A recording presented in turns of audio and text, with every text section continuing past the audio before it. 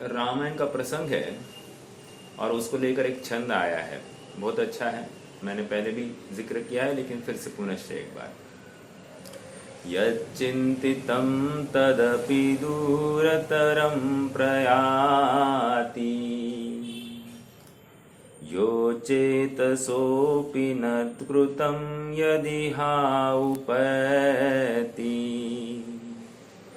प्रातर्भवामि वसुधाधिप चक्रवर्ती, सोऽहं व्रजामि विपिने जटिल तपस्वी। प्रकरण यह है कि अनिश्चितता कितनी है जीवन की, इसके बारे में बता रहे हैं। प्रसंगों की क्या सोचा था और क्या हो गया। राम की घटना है, राम का राज्याभिषेक होना है और आज सब कुछ सब जगह पर नगाड़े बजाए गए हैं कि कल राज्याभिषेक है, कल राज्याभिषेक है। इसलिए शुरुआत ऐसी कर रहे हैं कवि, जो मैं चाहता हूं वह मुझसे दूर होता है, जो मैं चाहता हूं वह मुझसे दूर होता है। एक दूसरा, जो मैं चाहता ये न हो वो जानबूझकर मेरे पास आ जाता है। दो मतलब जो मैं चाहता था कि ये न हो वो अकस्मात आकर खड़ा हो जाता है। दूसरी बात, फिर उदाहरण दिया उन्होंने। उदाहरण ये दिया, देखो ना रामचंद्र जी को आज नक्की हो गया था कि कल राज्याभिषेक होने वाला है। चक्रवर्ती शब्द आया ना, सोहम नहीं, प्रातर्भवामि, प्रातर्भवामि मतलब कल सुबह सुबह, प्रातर्भवामि वसुधाधिप चक्रवर्ती, इनका राज्याभिषेक होना था। और ये क्या देखता हूं, सोहम व्रजामि विपिने जटिल तपस्वी, जटिल जटाधारी होकर वन की तरफ चले। विपिने, विपिन मतलब जंगल की तरफ निकले। हाँ मतलब क्या है, जंगल की खाक अब ओढ़ रहे हैं, ऐसी अवस्था हो गई है। किसकी? राजकुमार की, और किसी की नहीं है साहब। अपन अपने घर को एक दिन भी छोड़ सकते हैं क्या, विचार करना। कहाँ वो एसी, कहाँ वो पंखे, कहाँ वो खान पान की व्यवस्था, पानी नहीं, कुछ नहीं, नहाना नहीं, धोना नहीं, अरे तो भी समता भाव, सम्यक तो बरकरार। ओहो हो, जबरदस्त। चिंतन के लिए बहुत पहलू है।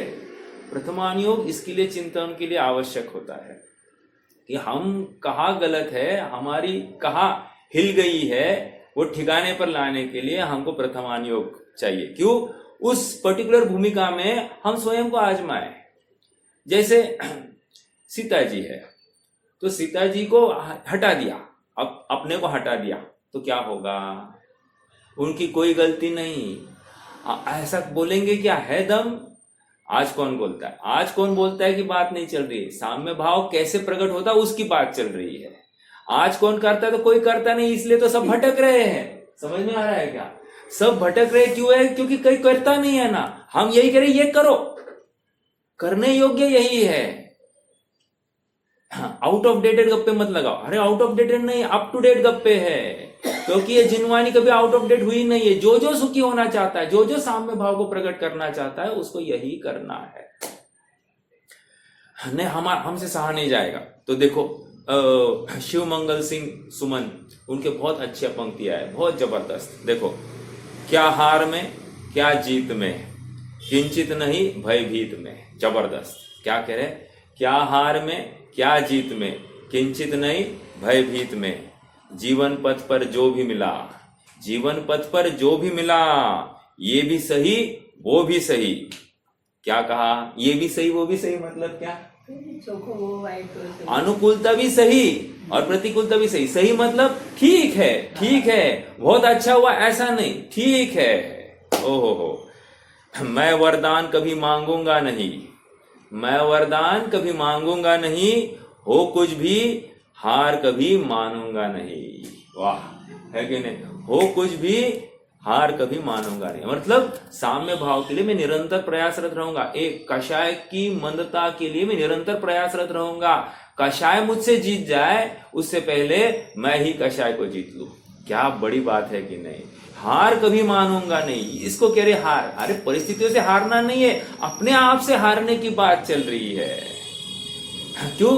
क्योंकि अपने स्वभाव को भूलने की वजह से तो सब खेल चालू है, और स्वभाव को याद करने से खेल खत्म। समझ में आ रहा है? ठीक है। और इसके लिए जरूरी है धुन, छटपटाहट। धुन रे दुनिया अपनी धुन में, अपनी धुन में पापन अपुन। अर्थात अपनी धुन में जैसे आ जाता है, पुण्य पाप का विकल्प ही छूट जाता है।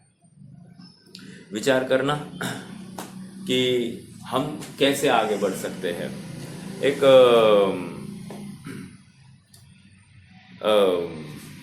जयमाला है सिद्ध पूजन की, बहुत अच्छी पंक्तियां है। अहो चित परमा कर्ता नाथ, अरे वह निष्क्रिय तत्व विशेष। कभी विचार आया क्या मैं अकर्ता नाथ हूं? ओह, विचार तो करो ना, विचार करो, अकर्ता नाथ हूं। अरे चित परम अकर्ता नाथ, अरे वह निष्क्रिय तत्व विशेष। अपरिमित अक्षय वैभव कोश, सभी ज्ञानी का यह परिवेश। ये ड्रेस है, ड्रेस कोड। क्या ड्रेस कोड है? कह रहे अपरिमित, अपरिमित, अपरिमित। अरे विचार करो शब्दों के ऊपर, अपरिमित, कभी मिटने वाला नहीं, इतना अपरिमित, अपार। अपरिमित अक्षय वैभव कोश, सभी ज्ञानी का यह परिवेश। बताए मर मारे यह कौन, तुम्हारे बिन वैदेही नाथ। ओहो, भगवान के अलावा और ये कौन बता सकता है? छुटपुट यहाँ वहां सब दुकानें खोल के बैठे हैं, वो ये बात बता सकते हैं क्या? तेरी चैतन्य सत्ता, तेरी सामर्थ्य, अपरिमित वैभव कोश कौन दिखाने में समर्थ है? जिसने देखा है, जिसने धारण किया है, वही दिखा सकता है। अब जो दावे लगा रहा है उसकी क्या बात करें? दावे तो करने ही पड़ेंगे, उसके बिना दुकान कैसे चलेगी? हमारा माल अच्छा ये कहे बिना दुकान कैसे चलेगी? तो ग्राहक की अपनी सोच समझदारी जरूरी है कि नहीं, कि कौन से दुकान का माल सही है और कौन से दुकान का माल खराब है। समझ में आ रहा है क्या? किसी ने कह दिया मैं मुनिराज, मेरी पूजा करो। अरे भाई साहब, हम परखेंगे आपको। यहां पर तो देखो, मोक्ष मार्ग प्रकाशक में उदाहरण दिया है, कोई राजा के भेष में राजा का पुतला तो चल सकता है, कि लेकिन राजा के भेष में राजा का भेष धारण किया हुआ नहीं चलेगा। मतलब वो तो राजा का प्रतिद्वंद्वी है, राजा थोड़ी है। समझ में आया? उदाहरण मैं हमेशा देता हूं, सुग्रीव और साहसगति का। साहसगति ने सुग्रीव का ही भेष धारण किया है। रोहित भैया याद रखना इस बात को। तो सुग्रीव के भेष में जो साहसगति है वो सुग्रीव है कि नहीं है, प्रश्न ये है। या सुग्रीव का प्रतिद्वंद्वी है? सुग्रीव का प्रतिद्वंद्वी है। क्यों? उसने हड़प कर ली सुतारा, उसने हड़प कर लिया सारा, आधा से ज्यादा राज्य। दोनों बेटों में से एक लड़का गया है साहसगति के पास में। तो कितना बड़ा छल हुआ है। और हम इसको कैसे बोल सकते कि मुनि और पूछ सकते हैं क्या? नहीं पूछ सकते। कॉमन सेंस है, लॉजिक्स है ये। उसी प्रकार जो सच्चा मुनिपना है, हाँ, उसके बदले में कोई दूसरा एक मुनिपना खड़ा कर दे स्वयं घोषित, कैसे चल सकती है? नहीं चल सकती है ये बातें। नहीं, औरों से अच्छे हैं, अरे बहुत बुरे हैं, औरों से अच्छे की बात नहीं, हमसे भी बुरे हैं ये कहेंगे हम, हमसे भी गए गुजरे हैं। हाँ, इसको दम लगता है परीक्षा प्रधानता के लिए। चलिए,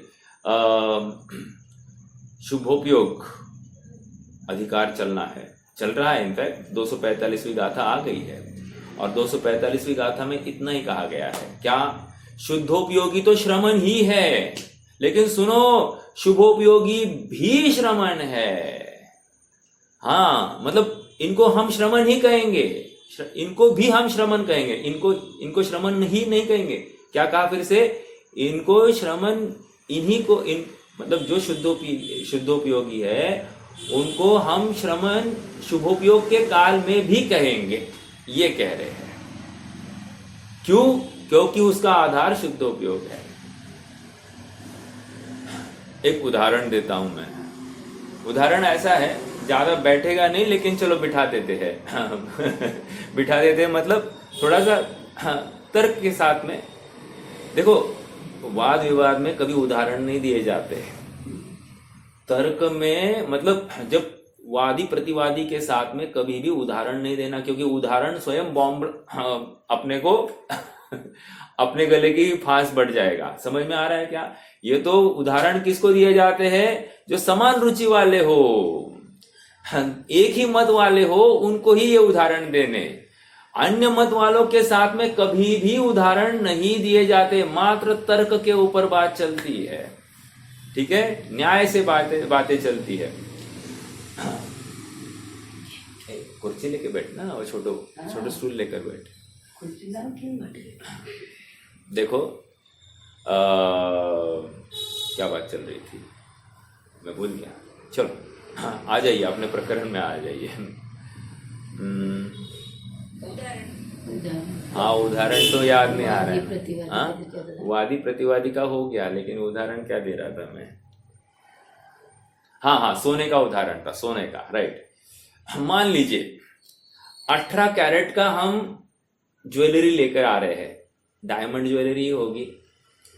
तो 18 कैरेट की जो ज्वेलरी लाई है उसको हम सोना कहेंगे या और कुछ कहेंगे? इसको सोना ही कहेंगे ना भाई साहब। उसमें 25% मिलावट है, चांदी होगी, कॉपर होगा, जो कुछ होना है होगा, लेकिन फिर भी हम उसको सोना कहते हैं। बराबर है कि नहीं? तो प्रश्न है साहब, वो 25% उपादेय है या नहीं है? लॉजिकली उपादेय नहीं है वो, बट है उसके साथ में। अब क्या करे, है तो है, लेकिन वो हमारा लक्ष्य मात्र जो 75% सोना है उसके ऊपर है, 18 कैरेट वाला। बचा हुआ जो 6 कैरेट है वो तो वेस्ट है। समझ में आ रहा है? उसी प्रकार लेकिन साथ में रखा जा रहा है। उसी प्रकार शुद्धोपयोग ही सच्चा श्रामण्य है। लेकिन जब शुद्धोपयोग नहीं है, शुद्धोपयोग में रह नहीं पाया है, तो जो शुभोपयोग है वो आग की भट्टी, उसको भी हम श्रामण्य कह देते हैं उपचार से। समझ में आ रहा है क्या? क्योंकि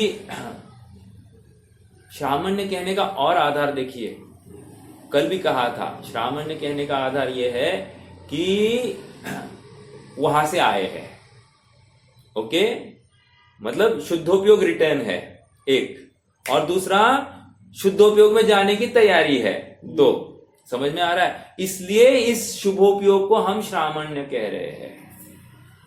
अगर ये दोनों क्राइटेरिया मीट नहीं हो रही है, समझ में आ रहा है, शुद्धोपयोग हुआ ही नहीं है, तो हम उनको श्रमण भी नहीं कहेंगे एक, और शुद्धोपयोग में जाने की तैयारी नहीं है तो भी हम उनको श्रमण नहीं कहेंगे, क्योंकि नियम से वो पतन को प्राप्त होने वाले हैं।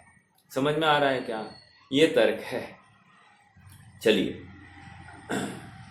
देखो, अन्यमति के साथ वाद विवाद तो करना ही नहीं है, लेकिन स्वमति के साथ में भी वाद विवाद करने में बहुत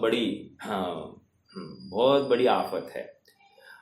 अभी तो नुकसान अन्यमतियों से ज्यादा नहीं है, स्वमतियों से ज्यादा है। जो पक्ष लेकर बैठे हैं, धर्म को समझने में उतनी बुद्धि नहीं रखते हैं, किसी पक्ष से पीड़ित है, इनको नहीं समझाया जा सकता। समझ में आ रहा है? चलिए देखो, कल हमारी चर्चा, अच्छा और एक बात, कल है ना वो 11वीं गाथा की चर्चा आई थी ना। देखो अपन पढ़ते ही है, एकदम पेज के टॉप पर 11वीं गाथा की चर्चा आई थी, पेज नंबर 173। प्राप्त करते मोक्ष सुख शुद्धोपयोगी आत्मा, पर प्राप्त करते स्वर्ग सुख ही शुभोपयोगी आत्मा। मैंने कल ये बात कही कि ये समय सार की 11वीं गाथा है। लॉजिकली ये समय सार की 11वीं गाथा नहीं है, ये तो सचमुच प्रवचन सार की 11वीं गाथा है। ठीक है, वैसे समानता है। 11वीं गाथा प्रवचन सार भी वो हाँ, इसको शुद्धोपयोगी निश्चय नय का विषय धारण करने वाला ही शुद्ध है। और व्यवहारो भूदत्तो, व्यवहार अभूतार्थ है। और निश्चय नया गदा पुनः मुनिनो पावंती निब्बाणम, अर्थात निश्चय नय को प्राप्त मुनि ही निर्वाण को प्राप्त होते हैं। ये कहकर फिर से वो शुद्धोपयोग को ही वे निर्वाण का कारण कहते हैं। अब ये भी यहाँ पर वही बात है, लॉजिकली देखो ना, इसलिए मुझे भ्रांति हो गई। प्राप्त करते मोक्ष सुख शुद्धोपयोगी आत्मा, पर प्राप्त करते स्वर्ग सुख ही शुभोपयोगी आत्मा। देखो, शुद्धोपयोगी को निराश्रवी कहा है और शुभोपयोगी को आश्रवी कहा है। ये वही बात आ रही है ना। देखो, प्राप्त करते स्वर्ग सुख, प्राप्त करते स्वर्ग क्या है साहब? संसार है। संसार मतलब बंध है, तो बंध को प्राप्त हुआ मतलब आश्रव के बिना बंध कहाँ हुआ? तो आश्रवी ही है शुभोपयोगी। समझ में आ रहा है क्या? तो ये देखो, मैं मेरे पास पहली किताब भी है, मैं वहां की गाथा, मूल गाथा पढ़ रहा हूं। गाथा पेज नंबर देखो, पहली अनुशीलन की पहली कॉपी में पेज नंबर 67। धम्मेन परिणदप्पा अप्पा यदि शुद्ध संपयोग जुदो, पावदिनि बाण सुहम सुहो वजुत्ताय सग सग सुहम। हाँ, क्या कह रहे हैं? धम्मेन परिणदप्पा, धर्म से परिणत अप्पा अर्थात आत्मा, अप्पा यदि शुद्ध संप्रयोग जुदो, वो शुद्ध संप्रयोग से युक्त होना ही चाहिए। धर्म से परिणत आत्मा वो नियम से शुद्ध संप्रयोग से युक्त होना चाहिए। शुद्ध संप्रयोग मतलब शुद्धोपयोग। शुद्धोपयोग मतलब इसी को क्या कहेंगे?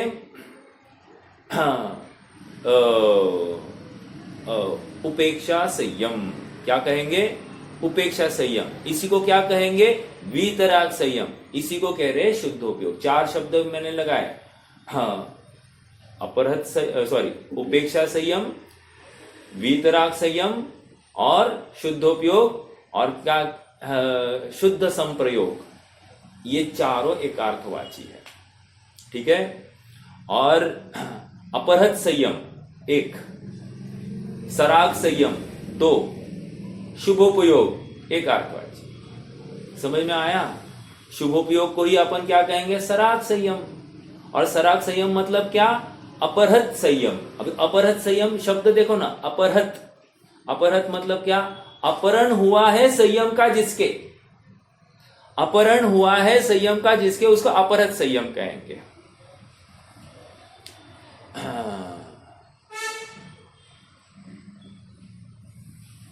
ठीक है, मैं कुछ याद कर रहा था लेकिन याद नहीं, वो भी शब्द ही है।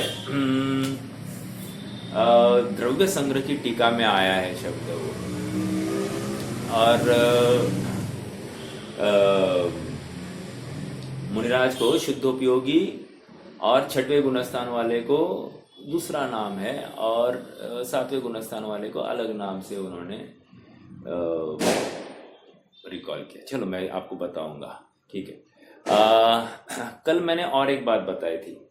कल ये बता रहा था कि 6वें गुणस्थान में और 7वें गुणस्थान में बंध विच्छुद्धि क्या होती है। तो बराबर था, मात्र इतना ही था कि 61 प्रकृतियों की बंध विच्छुद्धि 6वें में होती है, 7वें में 62 प्रकृतियों की बंध विच्छुद्धि होती है। ठीक है, इतना अंतर है। मैंने कल 62 और 63 कहा था, यहाँ 61 और 62 है, इतना ही है। देखो,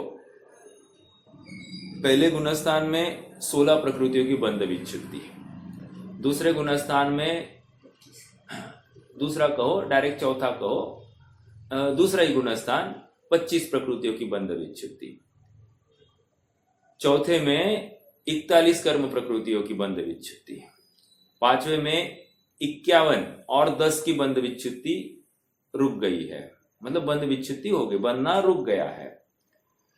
छठवें में छठवें में 4 मतलब 55 की बंध विच्छित्ति होती है। I am very sorry. छठवें में 4 की बंध विच्छित्ति रुक गई है, और मतलब 55, और 7वें में 61 ऐसा है। ये गुणस्थान विवेचन मैंने निकाला, देख मैं 1 मिनट फिर से कंफर्म करता हूँ। मैंने पढ़ा तो था, लेकिन अभी मैं जो समझा रहा हूँ मुझे अलग फिर से मिल रहा है। ठीक है, देखते हैं। हाँ चलिए, तब तक अपन गाथा में आ जाते हैं। गाथा का पाठ एक बार करते हैं। समणा शुद्ध वजुत्ता सुहो वजुत्ता वहोन्ति समयम्मि ते सुविशुद्धो शुद्धो वजुत्ता अनासवासासवासेसा शुद्धोपयोगी श्रमण है शुभोपयोगी भी श्रमण शुद्धोपयोगी निराश्रव है आश्रवी है शेष शब्द। चलिए आ जाइए, स्वामी जी के कथन पढ़ेंगे। पेज नंबर 174 पर आ जाए, 174 आई एम सॉरी। यह कोई प्रश्न करता है कि समय सार में सम्यक दृष्टि जीव को अर्थात चतुर्थ गुणस्थानवर्ती ज्ञानी को निराश्रवी कहा है, और यहाँ छठवें गुणस्थानवर्ती मुनिराज को आश्रव सहित कहा है। यह कैसे? समाधान। सम्यक दृष्टि की अपेक्षा निराश्रवी है, और शुभोपयोगी मुनिराज की अस्थिरता की अपेक्षा आश्रवी है। कुछ समझ में आया? देखो, वह श्रद्धान की मुख्यता लिए कथन है। श्रद्धान यथार्थ हो गया तो तुम्हारा संसार अब संसार समुद्र में बूंद के बराबर है। और यदि यहां पर कह रहे हैं, यह सूक्ष्म दृष्टि से देख रहे हैं, तो कह रहे देखो शुभ भाव है ना, ये बंध का कारण है। ये क्यों कहना पड़ रहा है? ये इसलिए कहना पड़ रहा है, शुभोपयोग भी आश्रव का कारण है। फिर कोई शुभोपयोग को उपादेय मानकर वहीं पे बैठ जाए ना, शुभोपयोग को उपादेय मानकर वहीं पे बैठ गया तो क्या होगा? अरे आगे नहीं बढ़ेगा। समझ में आ रहा है क्या? हमको यहाँ से बंबई जाना है और हम लोनावला को ही अच्छा मानकर वहीं पे रुक जाए, यहाँ पर ठंडक है तो चलेगा? नहीं चलेगा। हमको अपने गंतव्य तक पहुंचना है कि नहीं पहुंचना है? मैंने केवल मेरे बुक में ऊपर काटने रखी थी आज इस कपट में। तो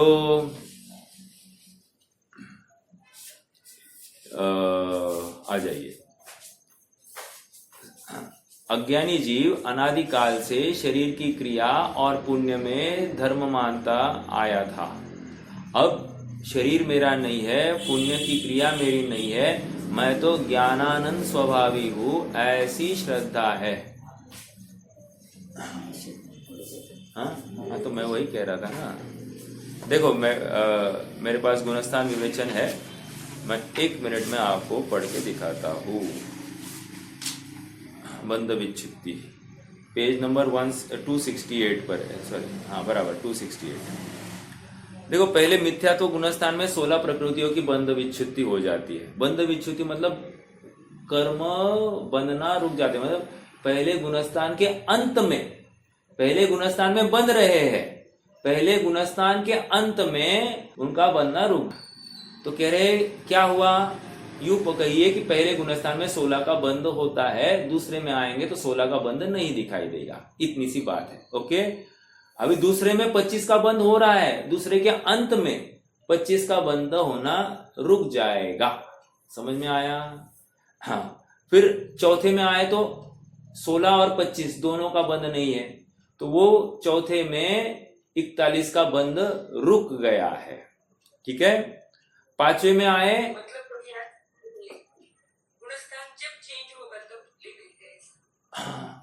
हाँ, क्योंकि देखो ना अभी कोई पहले गुणस्थान में उसको बंद हो रहा है कि नहीं हो रहा है।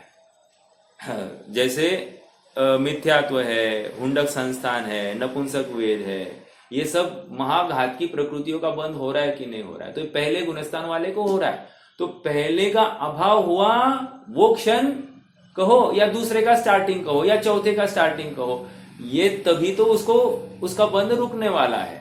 पहले में तो सबका राज रोशपन है, ये बंद हो रही है ना, ठीक है। तो पहले में 16 का बंद हो रहा था, उसकी बंद विच्छुत्ति अगले गुणस्थान में माननी चाहिए, ठीक है। चौथे में क्या हुआ, चौथे में 41 का बंद रुक गया, फिर पांचवे में 51 का बंद रुक गया, ठीक है।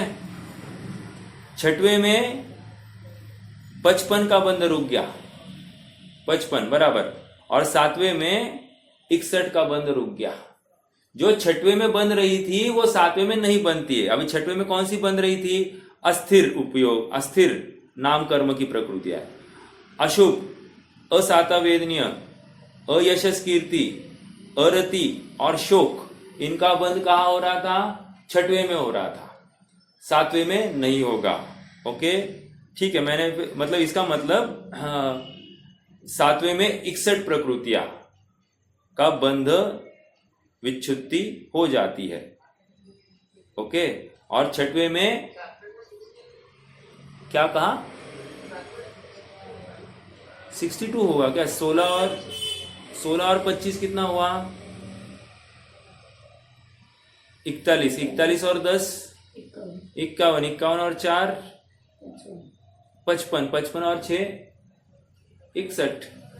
हाँ मुझे याद है मुझे याद है कि अपन ने 62-63 ऐसा कुछ लिया है, वो उदय की अपेक्षा होगा थोड़ा सा। मुझे ये देखो, बंध विच्छुत्ति और उदय अलग अलग धाराएं है, सत्ता अलग धाराएं है, 3 धाराएं चलती है। एक तो बंध का निरोध होना, दूसरा सत्ता में रहना कर्म प्रकृतियों का, और कर्म प्रकृति का उदय में आना। ये तीनों की धाराएं अलग है, मतलब उनके ट्रैक से अलग है। यहाँ पर बंधन होना रुक गया, बंधन होना रुक गया मतलब क्या, आश्रव नहीं हो रहा, आश्रव नहीं हो रहा मतलब क्या, यहाँ पर संवर हो रहा है। कितने प्रकृतियों का, 61 प्रकृतियों का संवर हो रहा है, ठीक है। हाँ, और मैंने कल जो कहा ना, देव आयु वो 8वें में आएगा तो देव आयु का बंध नहीं होगा, समझ में आया। हाँ, 7वें में देव आयु का बंध होता है, मैं कल गलत कह गया था, 7वें में देव आयु का बंध होता है, और मैं कह गया कि देव आयु का बंध 7वें में भी रुक जाता है, ऐसा कहा था। हाँ बोलिए। चौथा गुणस्थान में 41 प्रकृति का बंध होना रुक गया। हाँ, चौथे गुणस्थान के बाद दूसरा गुणस्थान आता है, तो फिर दूसरे गुणस्थान में कब हो जाती प्रकृति, चौथे से नीचे आ गया तो अपने आप फिर से अनंत अनुबंधी को लेकर जितने 25 का बंद होना था वो चालू हो गया फिर से। वो क्यों अभी कम होगा, बनना फिर से चालू हो जाएगा। ऐसा थोड़ी है गुणस्थान गिर गया तो बनना चालू हो जाता है, अपने आप प्रकृति उदय में आ जाती है। अरे यहाँ तक बात कर रहे हैं, जो 11 में पहुंचे हैं ना, 11वें से डायरेक्ट दूसरे में आ गए, अब क्या करेंगे। 11वें में तो उनको कितना रुक गया था, अरे वीतराग संयम हो गया था उनको, वहां से डायरेक्ट गिर के दूसरे में आ गया जीव। अब धड़ाधड़ कितना बंद चालू हो गया, आप देखो। मतलब वो कहा वो शांति वीतरागता की, और कहा ये आग की भट्टी, ऐसी वो अवस्था हो सकती है, बिल्कुल हो सकती है, क्या प्रॉब्लम है। इसलिए कह रहे पंडित जी ने कहा मोक्षमय प्रकाशक में, देखो परिणामों की विचित्रता। हाँ, कि नहीं वहां तो परिणाम बिगड़ने का भय, परिणाम बिगड़ने का भय, मुनिराज को एक ही भय होता है कि परिणाम, या ज्ञानी को परिणाम बिगड़ने का भय होता है। मैं अपने परिणामों को नहीं बिगाड़ूंगा बाबा। हाँ, इसलिए उन्होंने कहा मैं उस दिन कहते कहते रुक गया, क्या कि हम तुम्हारे साथ लड़ने आएंगे। ये कह रहे हम आपसे लड़ेंगे ही नहीं तो झगड़ा होगा ही नहीं तुम ताली बजाते दो, मतलब तुम हाथ मारते रहोगे और हम ताली देंगे ही नहीं, तो ताली बजेगी कैसे। तुम तो झगड़ा करते रहो, हम नहीं झगड़ा करेंगे तो झगड़ा बढ़ेगा नहीं, ऐसा वहां पर कहा। तो कषाय मेरे ऊपर है वो डिपेंड कि मैं करूं या नहीं करूं, सामने वाला करता है तो करने दो, ऐसा है। तो यहाँ पर परिणामों की विचित्रता, ये परिणाम को लेकर मुझे बंद हो रहा है, जिसको ये एहसास होता है वही तो जगता है। नहीं तो हाँ, एक गाथा की टीका में आया था ना क्या, कि हाथ में वो दिया लेकर चल रहा है कोई और फिर भी गड्ढे में गिर गया। क्या कहा? हाँ, 237वीं गाथा के आसपास है मेरे ख्याल से। हाथ में दिया लेकर चला फिर भी गड्ढे में गिर गया। क्या कारण? क्योंकि उसने दिए का उपयोग ही नहीं किया। समझ में आया? दिया होते हुए सामने देखना था और दीपक होते हुए ये हवा देखने लग गया। यह हवा मतलब गेव पर दृष्टि गई। गेव पर दृष्टि गई तो गया ना काम से। इसको दीपक के प्रकाश में अपना ज्ञाता स्वभाव देखना था। दीपक मतलब वो ज्ञाता स्वभाव की बात थी या आगम की बात थी, कोई भी लेना, कोई प्रॉब्लम नहीं। तो ये बात है। मूल बात तो इतनी है कि नीचे आएगा तो फिर से उन 25 का बंद चालू हो जाएगा। ओके, और चौथे में है आएगा तो फिर दूसरे में आएगा तो दूसरे से डायरेक्ट नीचे नियम से जाना है तो पहले में जाना ही है, तो वो 16 का भी अगले समय में चालू हो जाएगा बंद। ठीक है।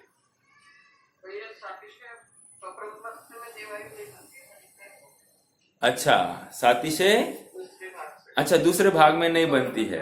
ठीक है, ठीक है, ओके, हो सकता है ये तो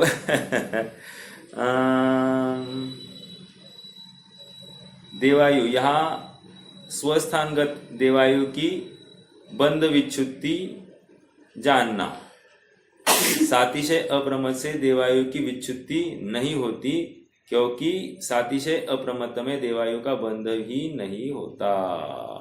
ठीक है, ठीक है। मतलब 7वें गुणस्थान के प्रथम भाग में वहां पर देवायु बंध सकती है, इतनी सी बात है। ठीक है। अगर वो लेते हैं तो 7वें के दूसरे भाग का हिसाब लगाएंगे तो फिर 62 प्रकृतियां होगी, नहीं तो फिर 61 प्रकृतियां लेनी पड़ेगी। ठीक है, चलिए अब आ जाइए अपने प्रकरण में। हाँ, क्या बात, प्रश्न क्या चला था भाई? चौथे गुणस्थान वाले को आपने आश्रवी कह दिया, सॉरी निराश्रवी कह दिया, और छठवें को आप बंद का कारण ऐसा कह रहे हो, तो ये बहुत नाइंसाफी है। कह रहे नाइंसाफी नहीं, अपेक्षा है। वहां पर श्रद्धा यथार्थ हो गई तो श्रद्धा यथार्थ होने से बंद रुक गया, और यहां पर कह रहे हैं भाई जहां पर बैठा है वहां पर गाफिल मत रहना। यहां पर भी चोर है बहुत सारे, और ये चोर तुम्हारा उपयोग खाएंगे। घर सोदे भ्रम चोर, या विधि भिन्न निकसे नहीं बैठे पूरब चोर। तो कह रहे भाई एक भी कषाय का स्वमुख से उदय में आ गई ना, फिर बर्बाद कर देगी। इसलिए शुभोपयोग का फल अनंत काल है, अर्धपुद्गल परावर्तन है मानो। और अर्धपुद्गल परावर्तन कोई छोटी मोटी अवस्था नहीं है, बहुत बड़ी अनंत काल है वो भी। ठीक है, भले ही श्रद्धा की मुख्यता से कह दिया सागर में बिंदु के समान, लेकिन वो बिंदु भी बहुत बड़ा है। जैसे एक बिंदु में असंख्यात जीव राशि पाई जाती है, वो कोई कम नहीं है, उसी प्रकार ये बिंदु भी अनंत काल जाएगा। अनंत काल संसार में बैठना कोई साधारण बात नहीं है। ठीक है, वही चतुर्गति, वही माँ के पेट में जन्म लेना, वही माता पिता बहन दुनियादारी और सब विषय कषाय के प्रसंग, कितनी आकुलता है ना। तो हर प्रकार से ये आकुलता है, तो ये दुख का कारण है क्या? ज्ञानी को ये आकुलता दुख का कारण है क्या?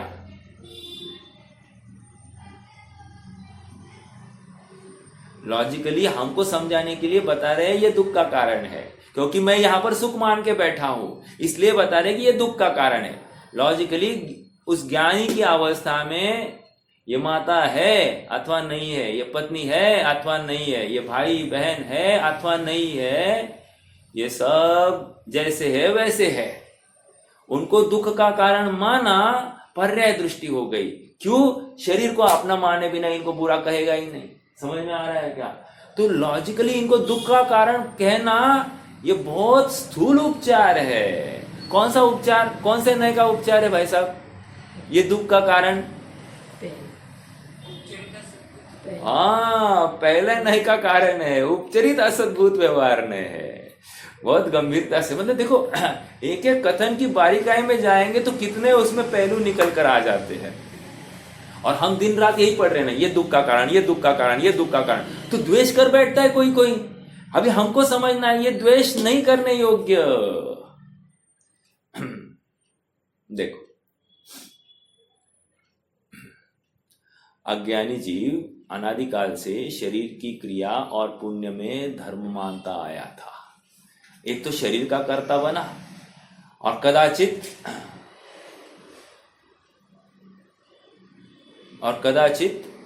क्या कहा, आई एम वेरी सॉरी मेरा उपयोग हट गया, क्या कहा, अज्ञानी जीव अनादिकाल से शरीर की क्रिया और पुण्य में धर्म मानता आया था। अब पुण्य में धर्म मानता आया था मतलब क्या? अरे एक क्षण के लिए मैं पुण्य से बाहर निकल रहा हूं क्या? मैं जितनी भी मेरी दौड़ लगा रहा हूं ना, आप नापना अपने दिन भर के परिणामों को। दिन जितनी भी बड़ी दौड़ लगाए, जितनी भी बड़ी छलांग लग रहा हो, वो पुण्य में ही छलांग लगा रहा हो। और पुण्य में छलांग वो कर्ता भाव के बिना नहीं होती। और यहाँ पर कह रहे अकर्ता भाव के बिना तू स्वभाव में नहीं जा सकता। आप पकड़ रहे क्या? मेरी जितनी भी सोच है, मैं बहुत करता हूं, मैं बहुत करता हूं, क्या करता है? पुण्य करता है, धर्म नहीं करता है। और यह पुण्य संसार का कारण है। और पुण्य करना मतलब करता हुए बिना तो पुण्य कर ही नहीं सकता। हाँ, निचली भूमिका की बात कर रहा हूं। ज्ञानी उस पुण्य में जल रहा है, तड़प रहा है। मेरी परिणति मलिनता को प्राप्त हो गई है, यह स्वीकृति कहा है। हम पुण्य करते हुए हम स्वाध्याय कर रहे हैं, हमको कैसे लग रहा है? मतलब हमको खेद भाव है क्या? और ये स्वाध्याय करना पड़ रहा है, शुद्धात्मा में नहीं जा रहा हूं मैं, ऐसा लग रहा है क्या? नहीं लग रहा है ना, तो ये पुण्य भाव में उपादेयता है। समझ में आ रहा है क्या? उस शुद्धात्मा में उपादेयता नहीं है। और यहां पर कह रहे शुद्धात्मा उपादेय भाषित में, पूरी जिनवानी का कथन एकमात्र उस शुद्धात्मा के लिए है। अगर जिनवानी पढ़ने के बाद भी वो शुद्धात्मा मुख्य नहीं हुआ, जिनवानी रूपी गे ही मुख्य हुई, तो क्या मतलब है? देखो और एक बात, जब भी किसान अनाज बोता है ना, तो पानी भी डालना पड़ता है। तो पानी डालने के बाद में घास फूस आती है कि नहीं आती है? घास फूस आती है। मैं उस घास की बात नहीं कर रहा हूं, मैं तो जो रानटी गवत होता है ना, मतलब हाँ, वो आता है कि नहीं आता है?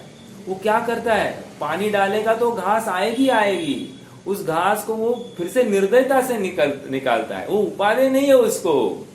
हाँ, अपन तो फसल आएगी, फसल में फिर वो जो कौन है, कौन उसमें जो फल आया है वो फल उपादेय है, और फिर बचा हुआ जो तना है उस फसल का, उसको पशु के लिए रखा है, वो बात अलग। मैं तो ये कह रहा हूं कि खेत में बीज बोए, उसके बाद में उस बीज की फसल के अलावा अन्य भी घास फूस आती है कि नहीं? वो घास फूस क्या है? वो आएगी। वो इष्ट है क्या? नहीं। वो उसकी इच्छा ही नहीं है, तो क्या किया जाता है? उसको उखाड़ के फेंक दिया जाता है। ये बाधक है, उस फसल के लिए बाधक है। क्यों? वो ही पानी पी लेगी तो फिर फसल को क्या पानी मिलेगा? समझ में आ रहा है क्या? इसी प्रकार ये शुभोपयोग भी बाधक है इस शुद्धोपयोग के लिए। अब मेरा एक प्रश्न है आप सबके लिए, शुभोपयोग बाधक है ऐसा जानकर कोई मुनिराज शुभोपयोग में उतरे ही नहीं मतलब क्या?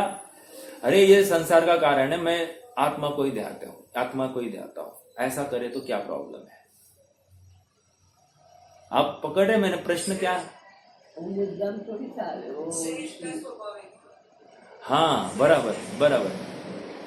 तो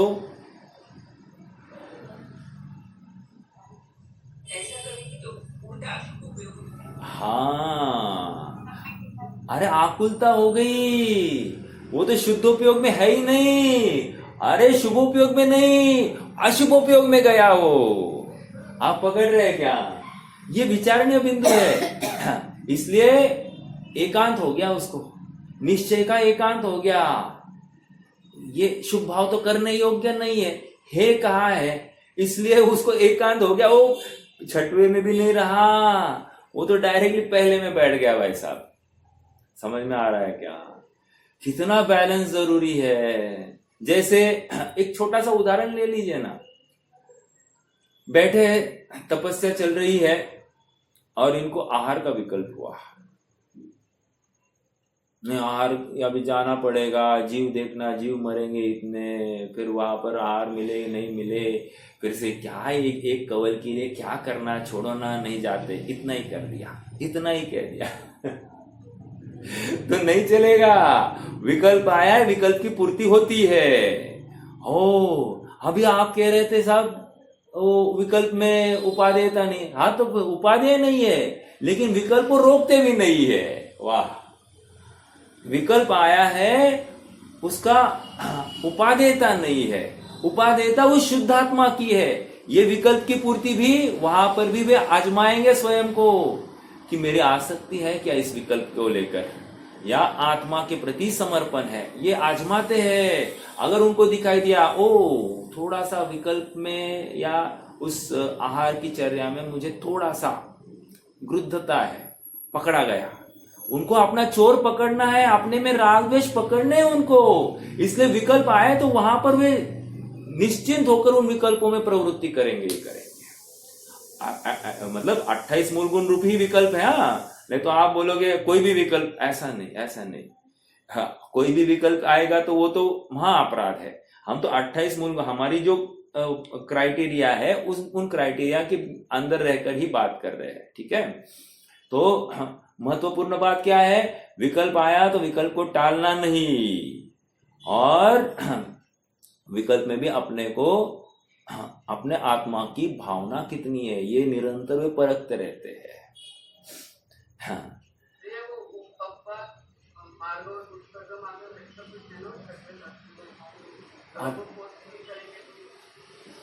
हाँ वो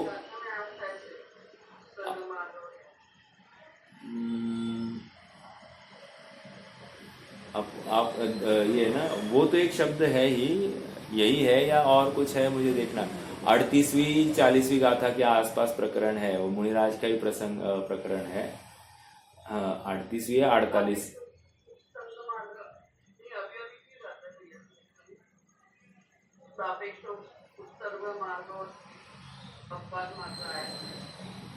अच्छा हाँ, फोर्सफुली करेंगे तो वो तो देखो वो उत्सर्ग मार्ग तो उसको कहेंगे, जहां पर फोर्स आया काम नहीं बनेगा, सहजता का धंधा है। जैसे अभी ममता भाभी ने कहा, वो सहजता ही आनी चाहिए, सहजता नहीं है तो काम नहीं हुआ। हाँ, और सहजता मतलब साम्य भाव, साम्य भाव मतलब निराकुलता, आकुलता नहीं है। जैसे हम अभी हम दिन भर की क्रियाकलापें कर रहे हैं, राइट, तो वहां पर आकुलता है कि नहीं है, आकुलता है तो सहजता नहीं है। और सहजता कब आती है, जहां अपन इस शरीर को अपना देखते ही नहीं ना, तब अपने आप सहजता आ जाती है। आत्मा की वो अंदर एक गुफा में बैठा है तो काम होता है।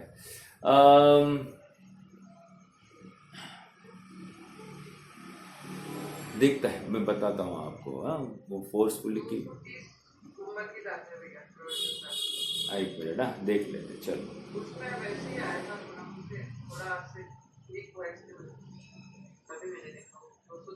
230 में है, पेज नंबर क्या है?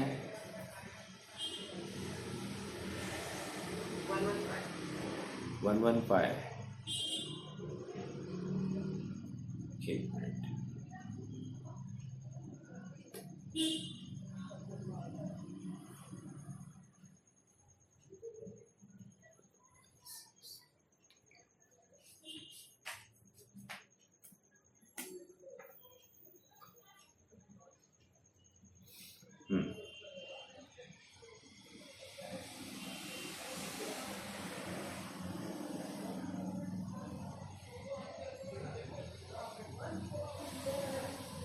देखो मैं टीका ही पढ़ रहा हूँ।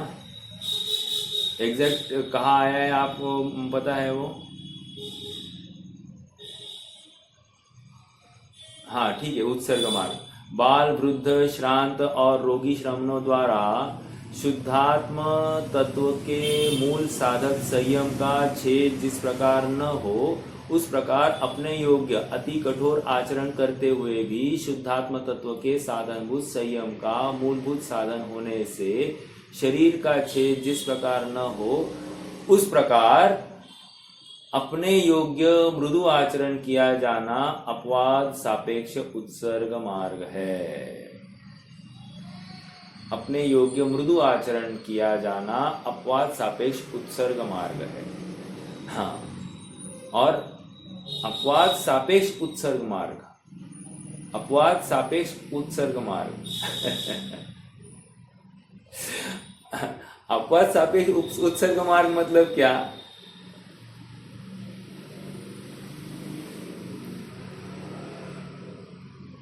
देखो, शुभ भाव ये तो मतलब श्रामण्य तो शुद्धोपयोग ही है, ठीक है, बट शुद्धोपयोग में नहीं टिक पाएंगे ना, तो क्या करना? ये नीचे आएंगे ही आएंगे, आना ही है तो आएंगे, तो वो अपवाद सापेक्ष उत्सर्ग मार्ग है।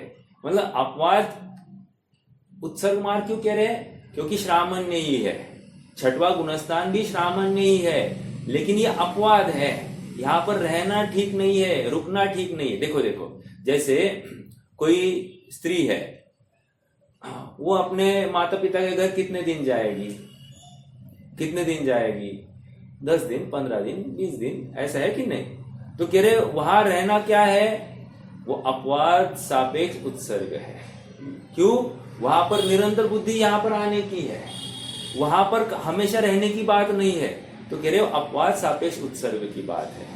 वहां रहना एक, यहाँ पर उब गए इसलिए वहां पर बैठ गए, ऐसी बात है। उब गए मतलब अभी ये बहुत लो लेवल की भाषा है, उब गए, क्योंकि अपने में कोई उबता नहीं है, बट इतना पुरुषार्थ नहीं है कि अपने में बैठ नहीं पाया, तो जाकर नीचे आना पड़ा है, ठीक है। अपवाद सापेक्ष उत्सर्ग मार्ग। इसी प्रकार बाल, वृद्ध, श्रांत और रोगी श्रमणों द्वारा शुद्धात्म तत्व के साधनभूत संयम का मूलभूत साधन होने से शरीर का छेद जिस प्रकार न हो, उस प्रकार अपने योग्य मृदु आचरण करते हुए भी शुद्धात्म तत्व के मूल साधक संयम का छेद जिस प्रकार न हो, उस प्रकार अपने योग्य अति कर्कश आचरण करना उत्सर्ग सापेक्ष अपवाद मार्ग है। अच्छा, पढ़े, ठीक है, होंगे नहीं। क्या कहा यहां पर?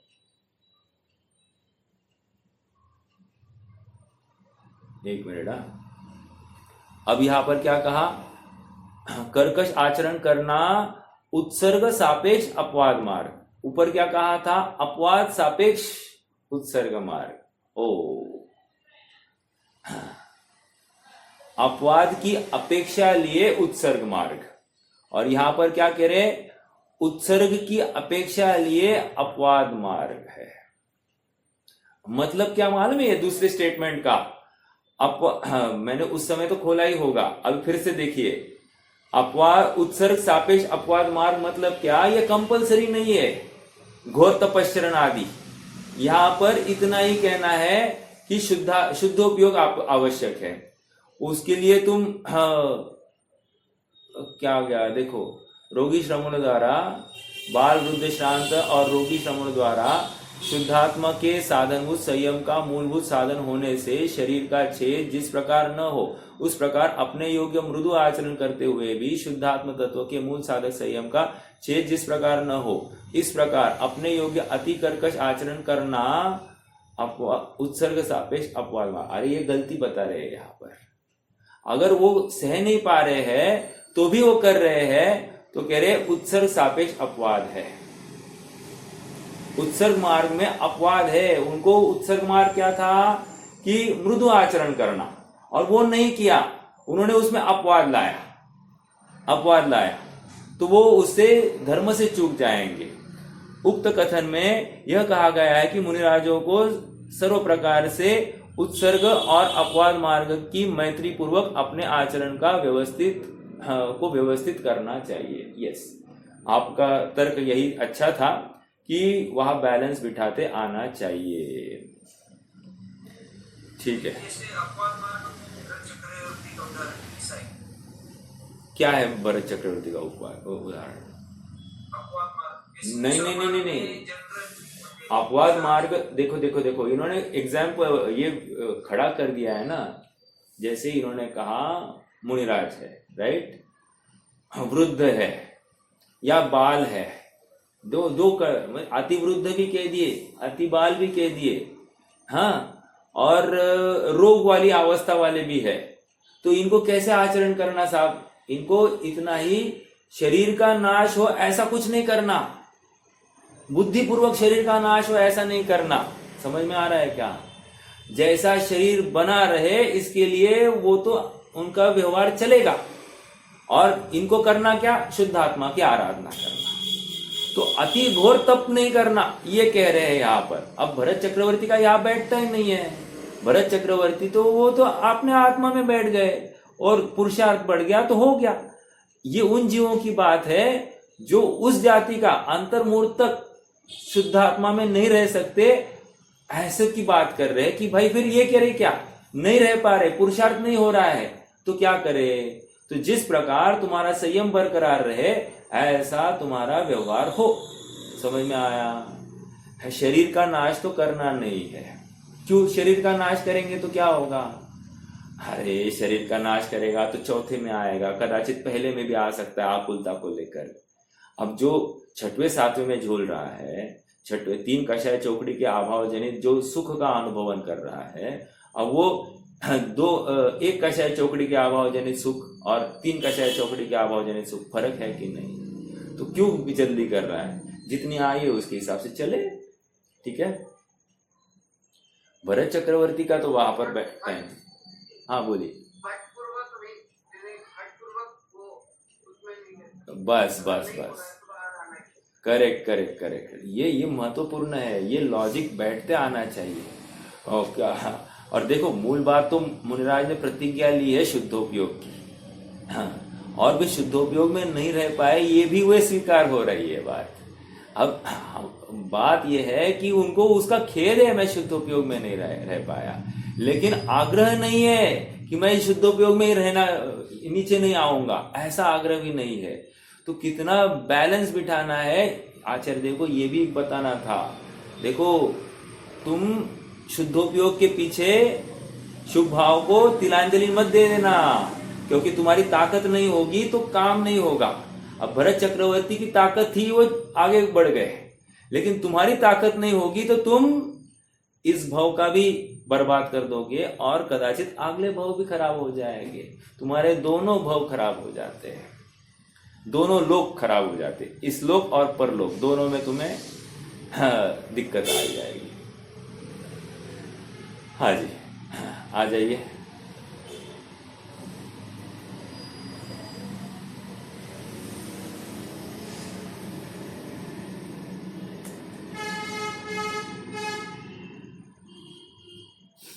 हाँ, अज्ञानी जीव अनादिकाल से समाधान सम्यक दृष्टि की अपेक्षा सम्यक दृष्टि, ये हो गया। अज्ञानी जीव अनादिकाल से शरीर की क्रिया और पुण्य में धर्म मानता आया था। अब शरीर मेरा नहीं है, पुण्य की क्रिया मेरी नहीं है, मैं तो ज्ञानानंद स्वभाविक हूँ, ऐसी श्रद्धा हुई। सुनो सुनो सुनो, ये चौथे गुणस्थान वाले की बात कर रहे हैं। कह रहे कि भाई मैं फिर से आ गया हूँ पेज नंबर 174 पर। क्या कह रहे हैं? चौथे गुणस्थान वाला आज तक क्या कर रहा था? वो शरीर को अपना मान रहा था, ठीक है, और शरीर को अपना मानकर क्या कर रहा था? जितनी भी धर्म की कल्पना थी इस शरीर के आश्रित होती है ऐसा मान रहा था। उसके आधारभूत होकर ही हर कार्य करने का चेष्टा कर रहा था। अब क्या हो गया? अब इसकी श्रद्धा पलट गई है। श्रद्धा पलट गई है मतलब क्या? अब इसको अभिप्राय में ये बात हो गई है, नहीं मैं ज्ञाता हूं और ये शरीर भिन्न है, शरीर जड़ है, शरीर से अपना कार्य हो ही नहीं सकता, और जो ये शरीर से अपना कार्य करने की चेष्टा है, ये सब बाल चेष्टा है, ये संभव ही नहीं है। जो असंभव बात है उसको संभव करने की चेष्टा, यही अपराध है। समझ में आ रहा है? क्या हो गया? टाइम हो गया? हाँ, हमारे माता जी को क्या लगा टाइम हो गया है। ठीक है, चलो रुक जाते हैं। चल रुक जाते हैं, कल इसकी चर्चा करके आगे बढ़ जाएंगे। कोई प्रश्न है तो रख सकते हैं, नहीं तो जिन्हें स्थिति करते हैं।